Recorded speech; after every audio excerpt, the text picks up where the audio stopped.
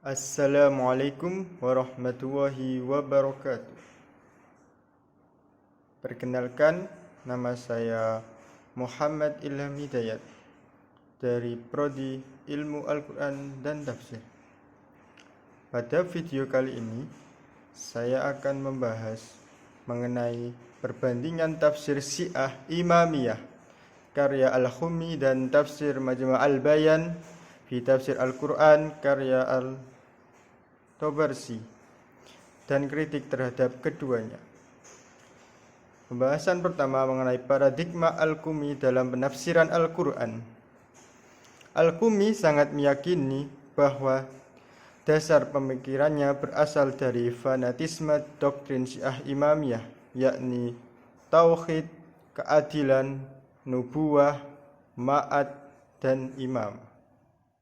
Menurut Al-Khumi, Al-Quran mengalami takrif atau perubahan, dan beliau meyakini Al-Quran yang dimiliki Ali dan keluarganya lebih lengkap dan berbeda dengan Al-Quran masa kini. Menurut Al-Khumi, ada bagian-bagian ayat yang dipotong dan dihilangkan oleh kelompok Sunni sebagai lawannya untuk mengurangi otoritas dan prioritas Ali sebagai pengganti Nabi yang lebih pantas sebagai pemimpin umat Islam. Paradigma Al-Khumi yang lain yakni bahwa Al-Quran memiliki makna batin yang harus diungkap dengan tujuan untuk memasukkan doktrin-doktrin Syiah Imamiyah sekalipun itu bertentangan dengan makna zahir ayat.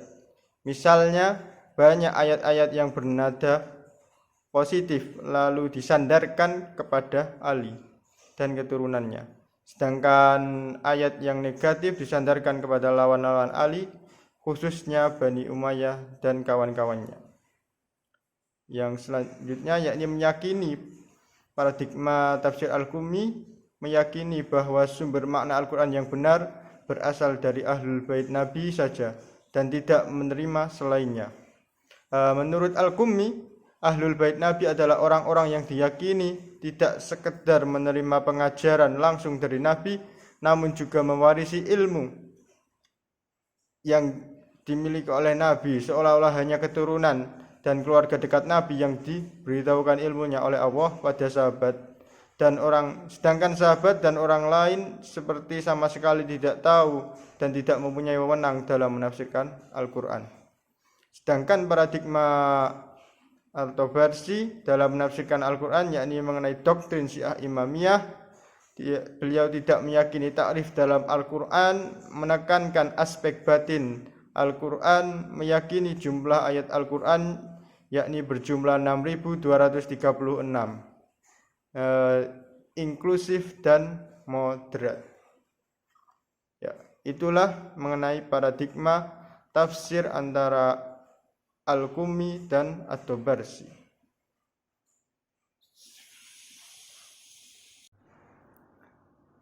Pembahasan selanjutnya mengenai metode Al-Khumi dan At-Tabarsi dalam penafsiran Al-Quran. Yang pertama mengenai metode Al-Khumi dalam penafsiran Al-Quran. Dari segi sumber tafsirnya, Al-Khumi menafsirkan ayat Al-Quran dengan menukilkan hadis-hadis dari para imam Syiah Isna Asyariyah. Kemudian menafsirkan ayat-ayat Al-Quran dengan khabar-khabar yang dinisbatkan kepada para imam mereka. Selain itu juga menafsirkan Al-Quran dengan takwil-takwil untuk mendukung keyakinan maupun fikih mereka yang berbeda dengan Ahlus Sunnah, sehingga tafsir Al-Khumi dapat digolongkan menjadi tafsir bil ma'thur dari segi sumber penafsirannya. Selain itu, Al-Khumi juga menggunakan tafsir bil ra'yi al-mazmum dengan menggunakan akal atau termasuk tafsir batini, akan tetapi metodenya dinilai oleh Az-Zahabi buruk dan menyimpang dari akidah Islam. Dari segi cara menjelaskan ayat-ayat Al-Quran, tafsir Al-Khumi termasuk tafsir ijmali, yakni menafsirkan ayat-ayat Al-Quran secara singkat dan tanpa dikaitkan dengan segi ilmu-ilmu yang lain, karena memang tujuannya untuk membela mazhabnya sendiri atau melakukan doktrin syiahnya. Tafsir Al-Khumi tergolong tafsir i'tiqadi atau madhabi dari segi coraknya, karena kecenderungan Al-Qummi yang memfokuskan penafsirannya pada masalah-masalah teologis dan cenderung bersifat rasional. Sedangkan metode At-Tabarsi dalam menafsirkan Al-Quran dilihat dari bentuk tafsirnya. Tafsir At-Tabarsi ini jenis kategori tafsir yang menggabungkan tafsir bil ma'thur, riwayat, dan tafsir bil ra'yi, di mana dalam menafsirkan ayat beliau menggunakan hasil-hasil riwayat yang dinukil dari Nabi, sahabat maupun para tabi'in, baik jalur Sunni maupun jalur Imam Syiah. Menurut Az-Zahabi, bahwa tafsir At-Tabarsi ini tidak luput dari hadis-hadis maudhu, juga cerita-cerita yang bersumber dari Israiliyat. Dari segi metodologi, penafsiran yang digunakan oleh At-Tabarsi dikategorikan sebagai tafsir tahlili, dengan cara menafsirkan Al-Quran ayat demi ayat sesuai dengan tertibnya ayat dan surat dalam mushaf Al-Quran, mulai dari awal surat Al-Fatihah sampai akhir surat An-Nas. Uraian tersebut menyangkut berbagai aspek yang dikandung ayat ketika ditafsirkan, seperti kosakata, konotasi kalimatnya, latar belakang turunnya ayat, korelasi antara ayat satu dengan yang lainnya, dan ketika tidak ketinggalan pendapat-pendapat yang berkenaan dengan tafsir ayat-ayat tersebut, baik yang disampaikan oleh Nabi, sahabat, maupun para tabi'in, dan khususnya para imam Syiah yang diyakininya. Sedangkan dilihat dari coraknya, tafsir At-Tabarsi ini termasuk tafsir corak bahasa. Bahkan Al-Yayazi menggolongkan dalam tafsir Al-Bayani Al-Adabi. Dalam tafsir ini digolongkan sebagai kitab untuk rujukan i'rab Al-Quran. Hal ini disebabkan memuatnya aspek kebahasaan untuk membedah makna Al-Quran, khususnya i'rab ayat-ayat Al-Quran. Berbeda dengan kajian yang dilakukan oleh Rosihin Anwar yang berpendapat bahwa keseluruhan corak penafsiran At-Tabarsi sama dengan corak tafsir Syiah, yaitu tafsir simbolik, menekankan pada aspek batin Al-Quran. Bahkan Az-Zahabi mengatakan bahwa tafsir ini sekalipun secara zahir tampak kelihatan sebagai tafsir yang lainnya, namun ada beberapa penafsiran sebagaimana tampak kelihatan sebagaimana tafsir yang lain. Namun ada beberapa penafsiran yang cenderung kepada makna batin. Dalam istilah Syiah disebut dengan tafsir simbolik. Itulah mengenai metode antara At-Tabarsi dan Al-Qummi dalam penafsiran Al-Quran.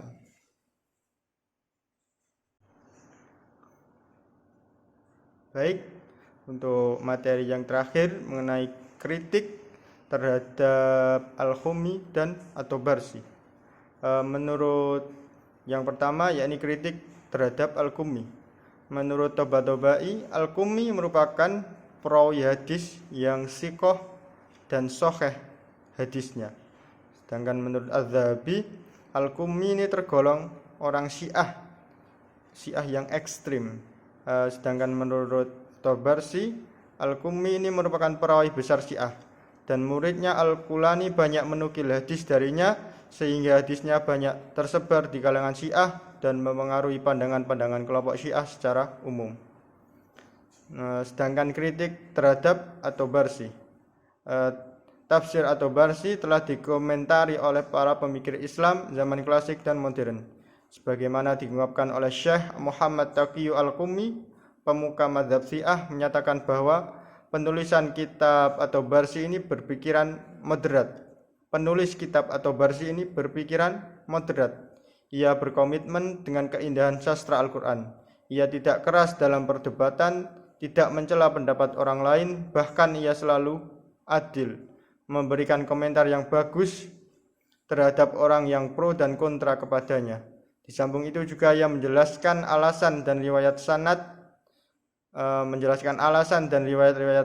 maka yang demikian itu memudahkan pembaca untuk menarik kesimpulan yang benar.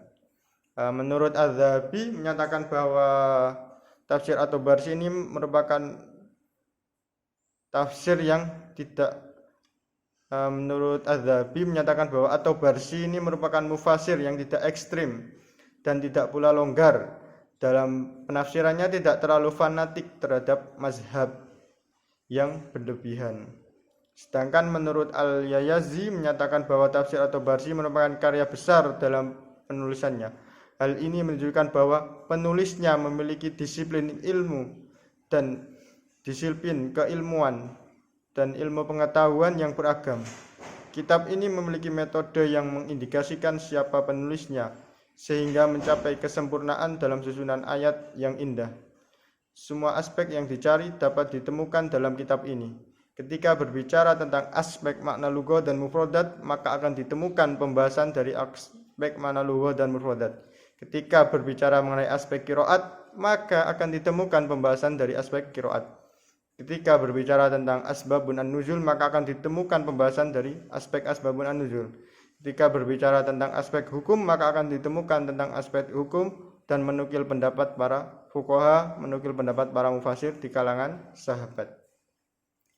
Demikian video pada kali ini yang membahas mengenai perbandingan antara tafsir Al-Qumi dan tafsir At-Tabarsi serta kritik ulama terhadap keduanya. Mungkin apabila ada salah kata, saya mohon maaf. Wallahu a'lam bishawab. Assalamualaikum warahmatullahi wabarakatuh.